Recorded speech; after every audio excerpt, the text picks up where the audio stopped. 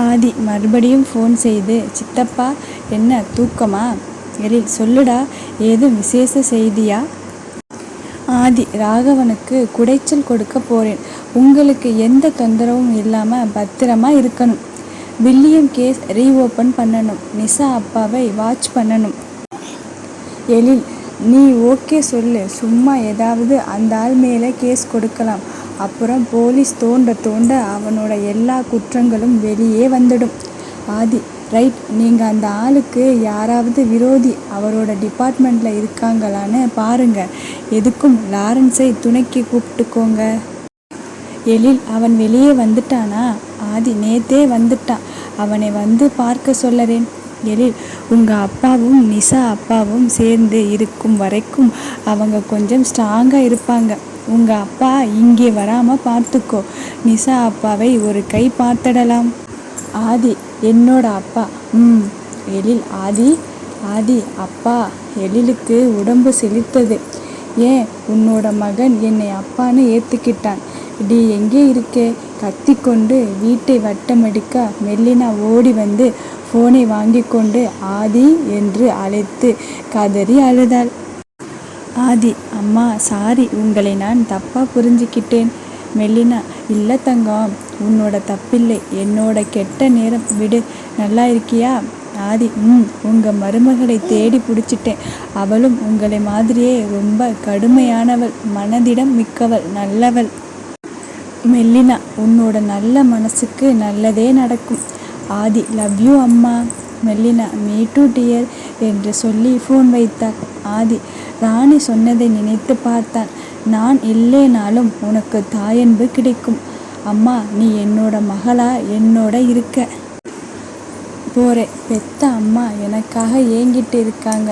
இத்துடன் என்னோட மனைவி 3வது அம்மாவா இருக்கா.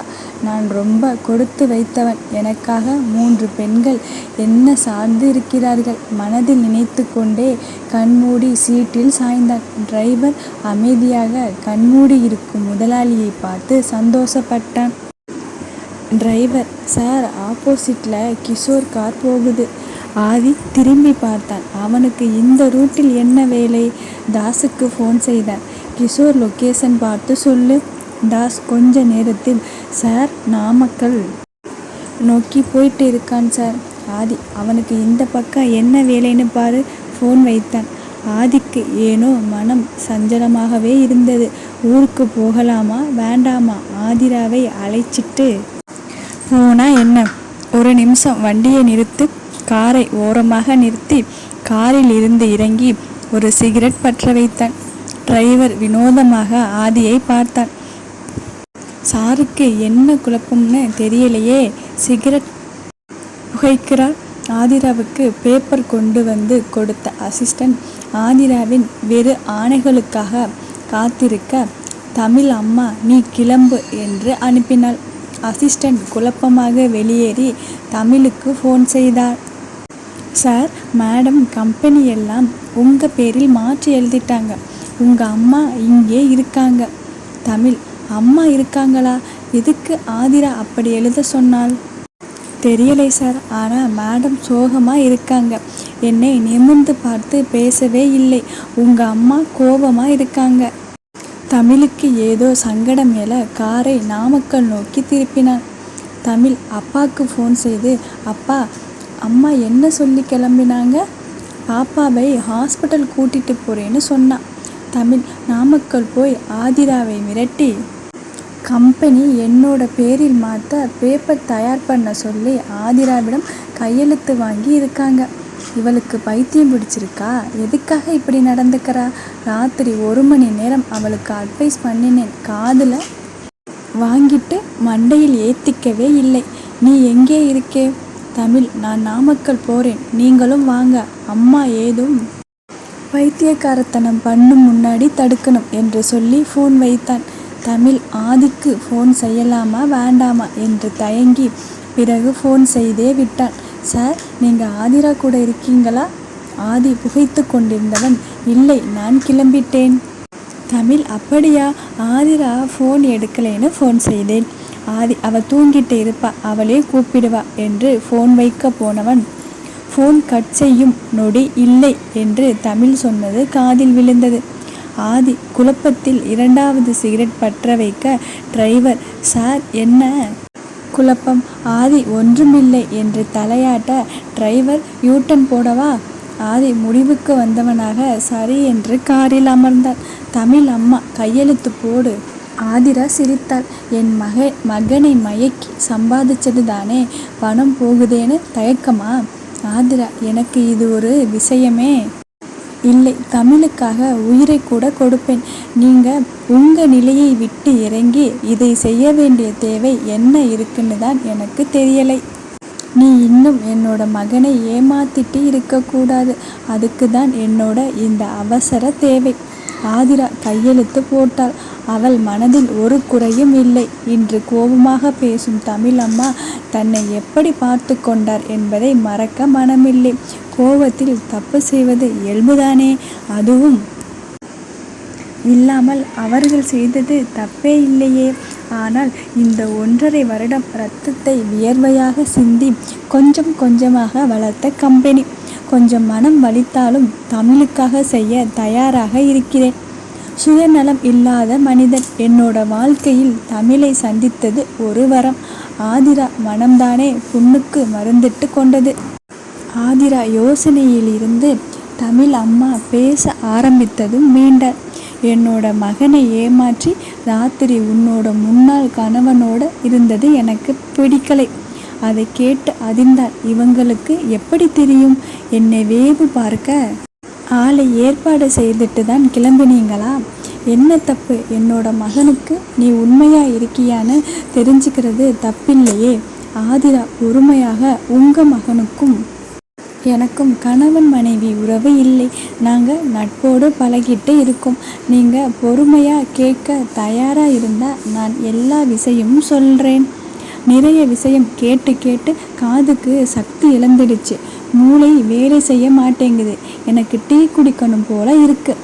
ஆதிரா, இருங்க, நான் டீ எடுத்துட்டு வரேன். ஹலோ, இனி உனக்கும் இந்த குடும்பத்துக்கும் சம்பந்தம் இல்லை. நீ இங்கே வந்த ஒரு கெஸ்ட், அதனால் நானே டீ போட்டுக்கிறேன் என்றவள் சமையலறைக்குள் சென்றாள். ஆதிரா, தமிழ், உங்கள் அம்மா இப்படி ஆவேசமாக இருக்காங்க. அவங்க கோபமும் நியாயம்தானே. நீ சொன்னேன்னு பைத்தியக்காரத்தனமா நான் ஒத்துக்கிட்டேன் பாரு. என்னை சொல்லணும். உனக்கும் மீனவுக்கும் கல்யாணமானதை இப்போ போட்டு உடைக்கிறேன் பாரு. ஆனால் இந்த மாதிரி சூழ்நிலை வரும்னு தான் நீ அவசரமாக அவளை கல்யாணம் பண்ணிக்கிட்டியா? திதி வேறு ஊரில் மாமா கூட என்ன பண்ணுறாளோ. திதி மாமாவை ரொம்ப சிரமப்படுத்த போகிறா. தமிழ் கல்யாணம் ஆன ஜோரில் வீட்டுக்கு போவியா மாட்டியா? குழந்தை நீ போனாதான் தூங்குவா. காலையில் குழந்தையை கூட்டிட்டு வந்து என்கிட்ட விட்டுடு. நான் இங்கிருந்து கிளம்புறேன். இனிமே சந்தோஷமாக இருக்கிறது உன்னோட பொறுப்பு. மனதில் தமிழுடன் பேசினாள்.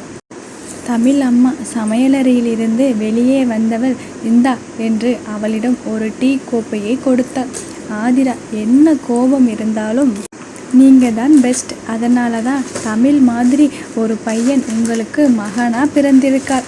தமிழ் அம்மா, ஆமாம், அதனால தான் அவனுக்கு ஏமாற்றம், கேவலம் எல்லாம். என்னமோ சொல்லணும்னு சொன்னியே, சொல்லு. ஆதிரா டீயை ருசித்து கொண்டே, தமிழ் என்கிட்ட வந்து கல்யாணம் ஆன மாதிரி நடிக்க சொன்னார். அவருக்கு என்னை பிடிக்கலை. பிடிச்ச பெண் கிடைக்கும் போது அவளை கல்யாணம் செய்துக்கிறேன். அதுவரை எங்கள் அம்மா அப்பா கல்யாணத்துக்கு வற்புறுத்தாமல் இருக்க நீ தான் பொண்டாட்டியாக நடித்து காப்பாற்றணும்னு சொன்னார். அதனால தான் இந்த மாதிரி நடிக்க வேண்டியதாக போச்சு. அப்பவும் நான் மறுத்தேன். ஆனால் தமிழ் தான் பிடிவாதமாக இருந்தார். ஆனால் இன்னைக்கு காலையில் தமிழ் ஒரு நல்ல பொண்ணை கல்யாணம் பண்ணிக்கிட்டார். தமிழ் அம்மா, நீ சொல்கிறது எல்லாம் நம்பணுமா? உண்மைதான். இன்னைக்கு தான் கல்யாணம் பண்ணிக்கிட்டார். இந்த விஷயத்தை பற்றி விளக்கம் அவரே சொல்ல நினைச்சார். ஆனால் நீங்கள் முந்திக்கிட்டீங்க. என் மூலமாக விவரம் வாங்கிட்டீங்க. தமிழ் அம்மா, உண்மையாவா? ஆமாம், வேணும்னா ஃபோன் போட்டு நீங்களே கேளுங்க. தமிழ் அம்மா ஃபோனை ஆன் செய்தாள். தமிழுக்கு ஃபோன் செய்தாள். என்னடா, அவள் உனக்கு பொண்டாட்டி இல்லைன்னு சொல்லறா?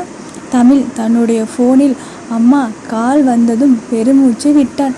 அம்மா, ஏன் ஃபோன் ஆஃப் பண்ணி வச்சே. ஆதிரா கிட்ட என்ன கேட்ட?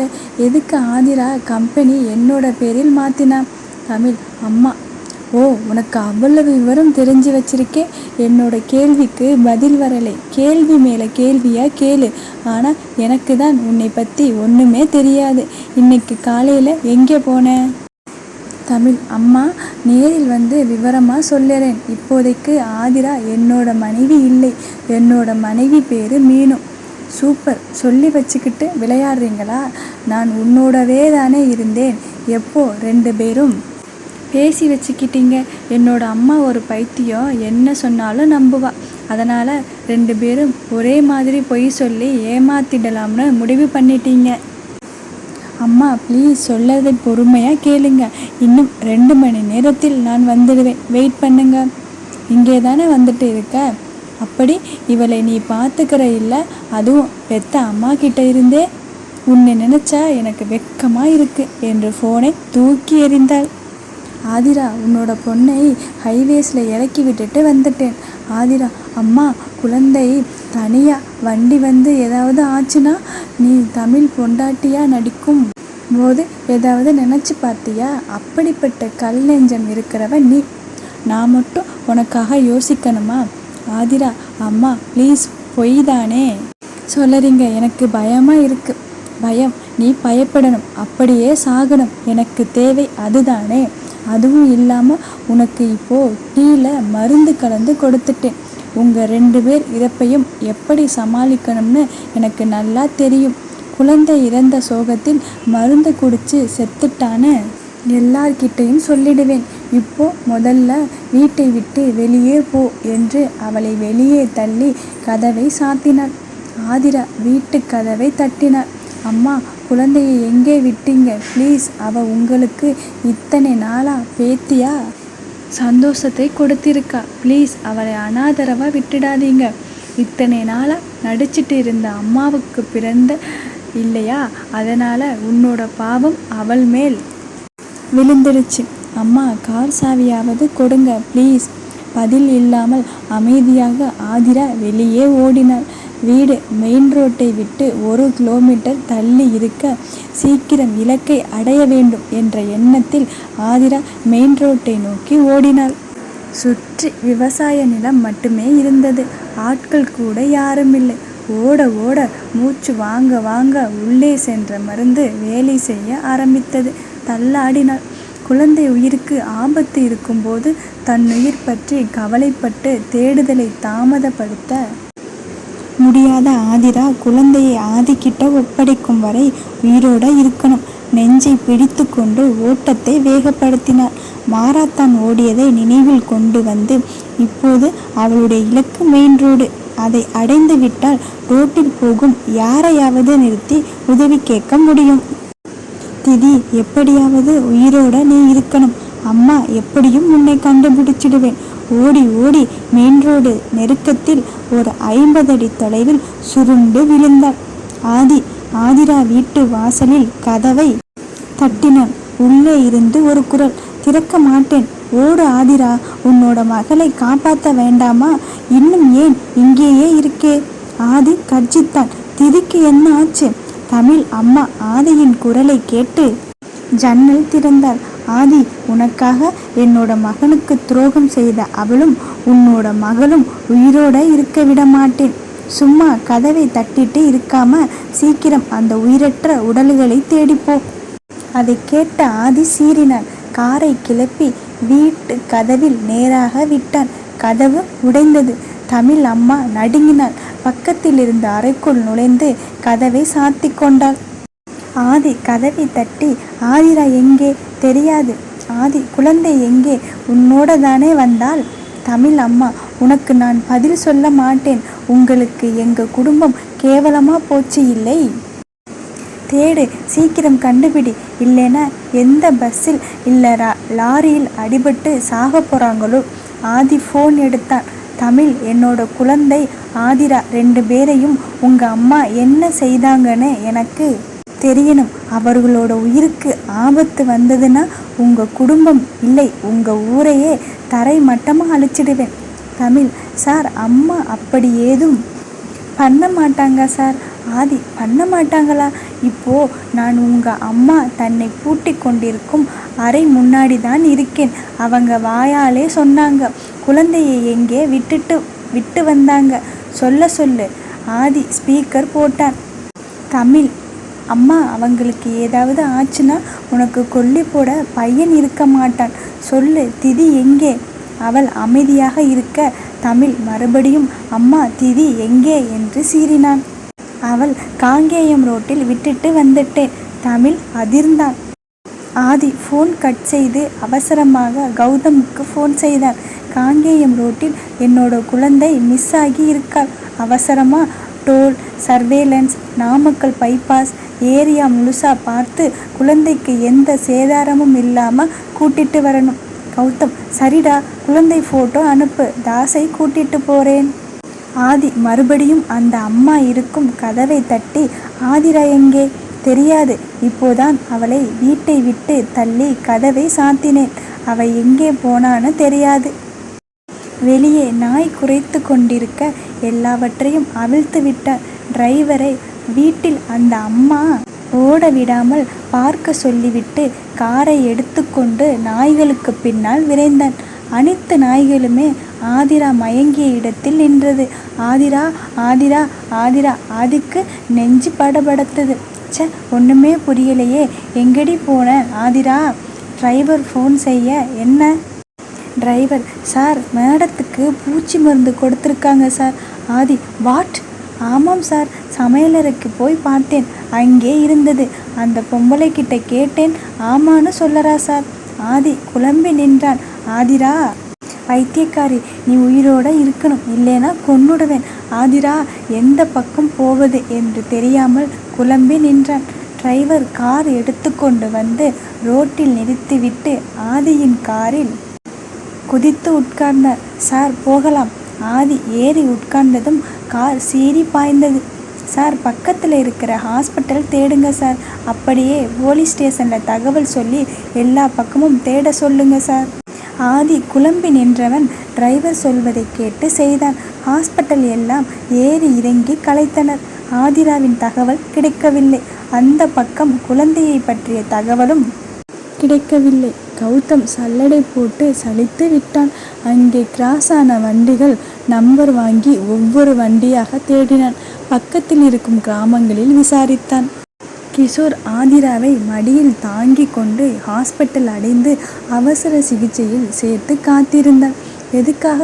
வாயில் நுரைத்தள்ளி மயங்கினாள். அவளுக்கு என்ன ஆச்சு? இப்போதானே அவ புருஷன் எதிரில் கிராஸ் பண்ணினான். ஒருவேளை அவன் ஏதும் செய்து விட்டானா? ஆதி, உன்னோட கையில் ஆதிராவை கிடைக்க விட மாட்டேன்.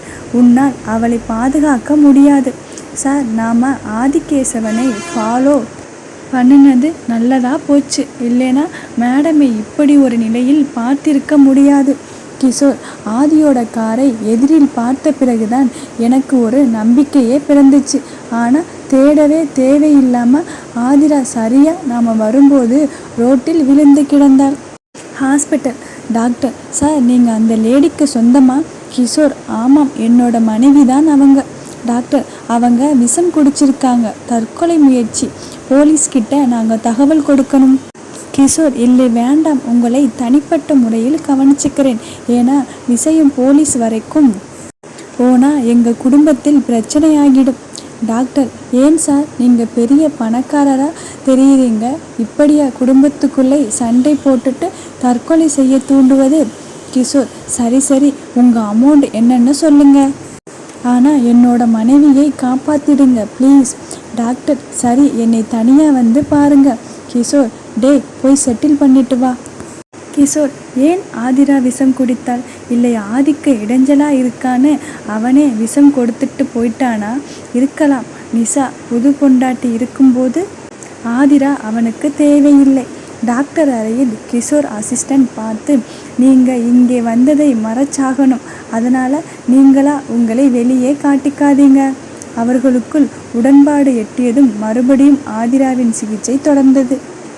டாக்டர், உங்கள் மனைவி 24 மணி நேரத்தில் கண் முழிச்சுடுவாங்க, நீங்கள் கூட்டிட்டு போகலாம். கிஷோர், இல்லை, மேல் சிகிச்சைக்காக வெளிநாட்டுக்கு கூட்டிட்டு போகணும்னு எனக்கு ஒரு லெட்டர் கொடுங்க இப்போவே. என்னோட மனைவியை கூட்டிட்டு வெளிநாடு போகிறேன். கிஷோர் ஆதிராவை தூக்கி கொண்டு தனி விமானத்தில் ஸ்பெயின் கிளம்பினான். மயக்கத்தில் ஆதிரா அவளுக்கே தெரியாமல் அவனுடன் பயணித்தாள். தமிழ் வீட்டை நெருங்கும்போது ரோட்டில் கார் நிற்கவும் காரை திறந்து பார்த்தான். அதில் பின் இருக்கையில் அவனுடைய அம்மா கை கால் கட்டப்பட்டு கிடந்தாள். தமிழ் அம்மா என்று அவசரமாக அவள் கட்டுக்களை அவிழ்த்து விட்டான். என்ன ஆச்சு? ஆதிரா குட்டி எல்லாம் எங்கே? தமிழை கட்டி கொண்டு கதறினாள். அம்மாவுக்கு மூளை கெட்டு போச்சு, தப்பு பண்ணிட்டேன்டா. தமிழ் அம்மா, உன்னோட புலம்பல் கேட்க எனக்கு பொறுமை இல்லை. குட்டி எங்கே? வைரத்தை ரோட்டில் போட்டுட்டு வந்துட்டேன்டா. தமிழ் அம்மா, பொய் சொல்லாதே. குழந்தையை போய் விட்டுட்டு வருவியா?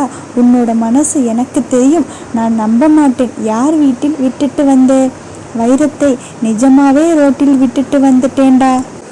தமிழ் அவளை தள்ளிவிட்டான். காருக்குள் அவளை ஏற்றி கொண்டு கிளம்பினான். நேராக போலீஸ் ஸ்டேஷன் வந்து நின்றான். தமிழை பார்த்ததும் போலீஸ் கான்ஸ்டபிள், சார் வாங்க, என்ன திடீர்னு? தமிழ், எஸ்ஐ சார் இல்லையா? கான்ஸ்டபிள், சார் கொஞ்சம் வெளியே போயிருக்கார், இப்போ வந்துடுவார். ஏதாவது அவசரமா சார்? தமிழ், ஆமாம், ரொம்ப அவசரம். அவனுடைய அம்மாவை காட்டி, இந்த அம்மா 1.5 வயசு குழந்தையை ரோட்டில் விட்டுட்டு வந்துட்டாங்க. எங்கே விட்டாங்கன்னு விசாரித்து குழந்தையை மீட்டு கொடுங்க. கான்ஸ்டபிள், என்னம்மா உண்மையா? அவள், ஆமாம் உண்மைதான் சார். கோபத்தில் மனசு பேதலிச்சு இப்படி பண்ணிட்டேன். ஆனால் இப்போ எனக்கு பயமாக இருக்குது. குழந்தைக்கு ஏதாவது ஆயிடுமோன்னு. சீக்கிரம் வாங்க, நான் எங்கே விட்டுட்டு வந்தேனோ அந்த இடத்தை காட்டுறேன்.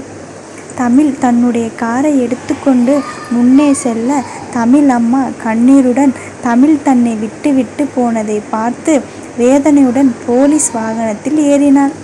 தமிழ் அவனுடைய அப்பாவுக்கு ஃபோன் செய்தான். அப்பா, உன்னோட பொண்டாட்டி என்ன செய்திருக்கா தெரியுமா? தமிழ், ஏண்டா ஒரு மாதிரி பேசுகிற? என்னாச்சுடா? அவ குட்டியை ரோட்டில் விட்டுட்டு வந்துட்டாப்பா.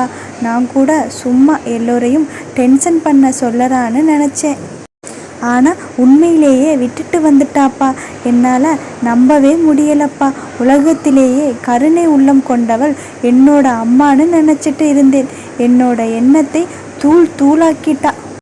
இனி அவ என்னோட அம்மா இல்லை. அவளை நான் அப்படி கூப்பிட மாட்டேன். என்னடா நடக்குது? எதுவும் எனக்கு புரியலை. அவ அப்படி செய்ய மாட்டாடா.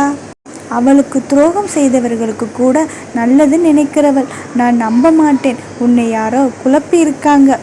தமிழ், அவளே சொன்னாப்பா. அப்பவும் நான் நம்பலையே. அதுக்கு தான் போலீஸ் ஸ்டேஷன் கூட்டிட்டு வந்தேன். நேரடியாக செய்ததை ஒத்துக்கிட்டா. எனக்கு பயமா இருக்கு. குழந்தைக்கு ஏதும் ஆச்சுன்னா என்ன பண்ணுறது? ஆதிரா முகத்தில் எப்படி விழிப்பேன்? ஆதிக்கு என்ன பதில் சொல்வேன்? ஆதிரா எங்கே இருக்கா? அவளை சமாதானப்படுத்து. குழந்தையை கண்டுபிடிச்சிடலாம். நான் அங்கே வந்துட்டே இருக்கேன். வழியில் ரொம்ப டிராஃபிக். தமிழ், ஆதி ஆட்கள் குழந்தையை தேடிட்டு இருக்காங்க அப்பா. ஒருவேளை இவ சொன்னது பொய்யா இருக்குமோன்னு சந்தேகப்பட்டு நான் இவளை தேடி வந்தேன். ஆனால் உண்மைதான் தெரிஞ்சதும் உடைஞ்சு போயிட்டேன். அவளை கூட்டிகிட்டே போய் எங்கே விட்டாலோ அந்த இடத்தை காட்டிட்டா குழந்தையை காப்பாற்றி பிறகு அவளை கொன்னுடுவேன். நான் இப்படி பேச என்னை மன்னிச்சிடுங்க என்று ஃபோனை வைத்தான். தமிழ் மனதில் ஆதிராவை காணவில்லை. ஒருவேளை ஆதி வந்து அவளை கூட்டிட்டு போயிருப்பாரோ? குழந்தையை கண்டுபிடிச்சிட்டு பேசிக்கலாம். கௌதம், ஆதி குழந்தை நடமாட்டம் இருந்த இடம் கண்டுபிடிச்சிட்டோம். சீக்கிரம் குழந்தையை நெருங்கிடுவோம். ஆதிராவுக்கு விஷம் கொடுத்துட்டாங்க. எங்கே போனா உயிரோட இருக்காளான்னு தெரியலை என்று தன்னை மீறி அழுதான். 2 நாட்களாக ஆதிராவும் குழந்தையும் கிடைக்காமல் நொந்து போய் உட்கார்ந்தான். செக்யூரிட்டி, சார் ஒருத்தர் வந்திருக்கார், உங்களை பார்க்கணும்னு சொன்னார். ஆதி, யார்? ராபின்னு பேர் சொன்னார். ஆதி, வர சொல்லு. ராபினை பார்த்ததும் உடைந்து அழுதான். ஆதி, எல்லாம் சரியாகிடும், கவலைப்படாதே. ஆதி, மனைவி பொண்ணு 2 பேரையும் காப்பாற்ற முடியாத மனுஷனாயிட்டேன். அவங்களுக்கு ஒன்றும் ஆகாமல் பத்திரமா எங்கோ இருக்காங்கன்னு நம்பிட்டு இருக்கேன் என்று முகத்தை துடைத்து கொண்டான். அங்கிள், நீங்களாவது என்னோட இருங்க, எனக்கு பக்க பலமாக இருக்கும். ராபின், உனக்கு துணையா நான் இருக்கேன், கவலைப்படாதே. சீக்கிரம் செல்வியும் உன்னோட மகளும் உன்னோட வந்து சேர்வாங்க. பாஸ்கர் வீட்டுக்கு வந்தான். டேய், குழந்தை யார் கையிலாவது கிடைச்சு பாதுகாப்பா இருப்பா. நீ ஆதிராவை தேட முயற்சி செய். ஆதி திடீர் யோசனையாக, டே கிஷோர் எங்கே இருக்கான் பாரு. பாஸ்கர், 5 நிமிஷம், டீட்டெயில் எடுத்துட்டு வரேன். கொஞ்ச நேரம் கழித்து வந்தவன், 2 நாளாக ஆஃபீஸ் வரலையாம். அசிஸ்டன்ட் பிடிச்சி விசாரிச்சா தெரிஞ்சிடும். அவனை தூக்கிட்டு வர ஆள் அனுப்பி இருக்கேன். கௌதம் வந்தான். டே, நாம் தேடின வரைக்கும் எந்த ஆக்சிடெண்ட்டும் இல்லை. குழந்தை எங்கோ பத்திரமா இருக்கா. ஆதிரா கேஸ் கூட அப்படித்தான். போலீஸ்கிட்ட உயிரிழப்புக்கான தகவலும் இல்லை. ஆதிரா கூட பத்திரமா எங்கோ இருக்காங்க. கண்டிப்பாக கிடச்சிடுவாங்க. பாஸ்கர், டேய், ராகவன் விஷயம் என்ன பண்ணலாம்னு இருக்கே. ஆதி ஃபோன் செய்தான். தாஸ், ராகவனுக்கு எதிரான ஆதாரங்கள் தயாராக இருக்கா? தாஸ், இன்னைக்கு மதியம் தயாராகிடும். ஆதி எடுத்துட்டு வீட்டுக்கு வந்துடு என்று ஃபோனை வைத்தான். பாஸ்கரிடம், ராகவன் வெளியே வரவே கூடாது, மதியம் ஆதாரங்கள் தயாராகிடும். அந்த நேரம் ஆதிக்கு ஃபோன் வர, ஹலோ, நான் பெறாத மகனே, என்னை ஜெயிலுக்குள் பூட்டி வைப்பது ரொம்ப சிரமம்டா. வேறு வழி இருந்தா யோசி. அப்புறம் உன்னோட பொண்டாட்டி இருக்கிற இடம்தான் எனக்கு தெரியாது. ஆனால் உன்னை பெத்தவை இருக்கிற இடத்தை நான் ரொம்ப ஈஸியாக நெருங்கிடுவேன். உங்கள் அம்மா காணவில்லைன்னு உனக்கு இன்னும் ஃபோன் தகவல் வரலையா? சீக்கிரம் தகவல் தெரிஞ்சுக்கோ, இல்லைனா ஒவ்வொருத்தரையா இழந்துடுவே. ரொம்ப நேரம் மூச்சு பிடிச்சிட்டு அப்பாவால் பேச முடியலை, வச்சுட்டா. ஃபோன் துண்டிக்கப்பட்டது. ஆதி அதிர்ந்து அவசரமாக எழிலுக்கு ஃபோன் செய்தான். அம்மா எங்கே இருக்காங்க? எழில், வீட்டில்தான் இருக்காங்க. ஏன்? ஆதி, அப்பா, ராகவன் ஃபோன் செய்து அம்மாவை கடத்திட்டதா சொல்லிட்டு இருக்கான். எழில், மை காட், நான் கூப்பிடுறேன். ஃபோன் வைத்து 1/2 மணி நேரம் கழித்து ஆதிக்கு தகவல் வந்தது. அம்மா காணவில்லை. ஆதி, ஒரே நேரத்தில் என்னோட வாழ்வில் இருக்கும் முக்கியமான 3 பெண்களை தொலைச்சிட்டேன். ஐயோ, கத்தினான். ஆதி, குழம்பாதே, தெளிவாக யோசிக்கணும், பொறுமையாக இரு, வழி கிடைக்கும். ஆதி, கான்சன்ட்ரேட். இப்போதைக்கு அம்மா இருக்கும் இடம் மட்டும் தெரியும். அம்மாவை காப்பாற்றிடலாம். அந்த நேரம் வீட்டு வாசலில் சத்தம் கேட்க கௌதம் எட்டி பார்த்து, உன்னோட அடுத்த பிரச்சனை நிஷா வந்திருக்கா. ஹலோ ஃப்ரெண்ட்ஸ், கதை பிடித்திருந்தால் சப்ஸ்கிரைப் பண்ணுங்கள், கமெண்ட் பண்ணுங்கள், அப்படியே சூப்பர் தேங்க்ஸ் பண்ணுங்கள். தேங்க்யூ.